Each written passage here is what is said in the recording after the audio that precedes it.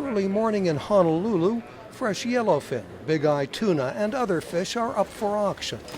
Hawaii's fishermen target the same stocks as the boats of other nations, and monitoring groups see an upsurge in China's activities in Pacific waters. The U.S. Coast Guard warns of expanded illegal, unreported, and unregulated fishing by the ships from many countries, including China, further threatening depleted marine resources.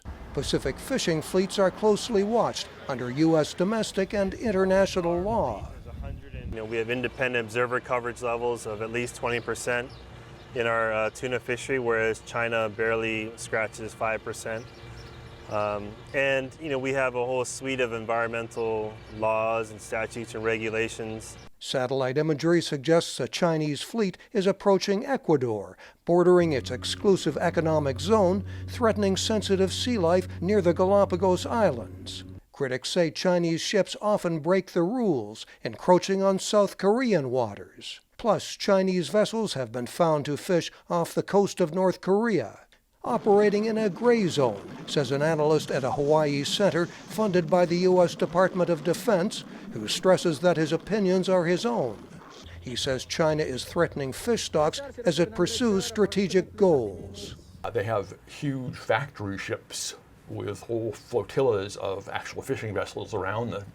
And so they can move into an area and fish intensively and process a huge amount of fish in their big sort of mothership before leaving. China has the largest fishing fleet in the world and is the world's biggest consumer of seafood.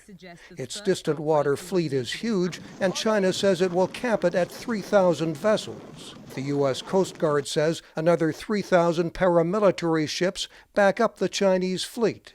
One estimate puts its fleet size much higher when Chinese ships that fly the flags of other nations are included. Some expansion is perfectly legal through China's agreements with Pacific Island nations allowing its ships to fish their waters, and build a port in Kiribati, joining other facilities from Ghana to Myanmar, part of China's Belt and Road Initiative. There is some pushback. Samoa's new prime minister has canceled plans for a Chinese-financed port.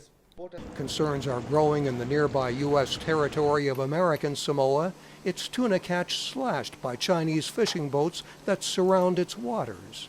And you have one player that doesn't seem to have any controls on the expansion of its fishing fleet and of its capacity to extract these renewable resources. It's of great concern to us. Fisheries in many parts of the world are threatened, but experts in Hawaii say local tuna stocks have not been overfished. One guideline will keep it that way. Simply don't take more than the natural environment, the natural system can replenish year after year. And increase the level of monitoring to ensure that the rules on seafood catches are enforced, he says. Mike O'Sullivan, VOA News, Honolulu.